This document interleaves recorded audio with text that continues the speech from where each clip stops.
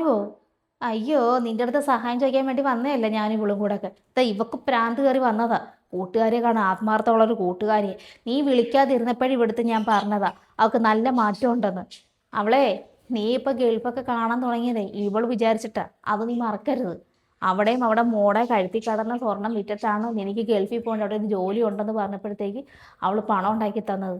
അന്നേരം അവിടെ നീ എന്താ പറയുക ഇതിൻ്റെ ഇരട്ടിച്ച് തരാമെന്ന് പറഞ്ഞു. പക്ഷെ അവൾ അത് പ്രതീക്ഷിച്ചിട്ടല്ലല്ലോ നീക്ക് തന്നത്. എന്നിട്ട് നീ ഗൾഫിൽ പോയല്ലോ. ഗൾഫിലൊക്കെ പോയിട്ട് 4 കാശ് ഉണ്ടാകുന്ന വരെ എന്നെ ഇവളെ മാറും തിരിഞ്ഞൊക്കെ നീ വിളിച്ച് നിന്റെ വീട് പണിക്കൊക്കെ ഇവൾ ആവശ്യം ഉണ്ടായിരുന്നു.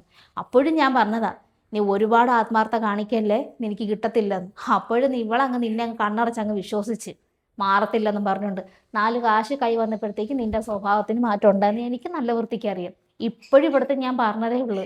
നിന്റെ അടുത്ത് സഹായം ചോദിക്കാൻ വന്നേന്ന് വിചാരിച്ച നിന്റെ അടുത്ത് കൈ നീട്ടുന്ന നേരം കൊണ്ടേ വേറെ വല്ലയിടത്ത് നീട്ടുന്ന അടി അന്തസ്സുണ്ട്.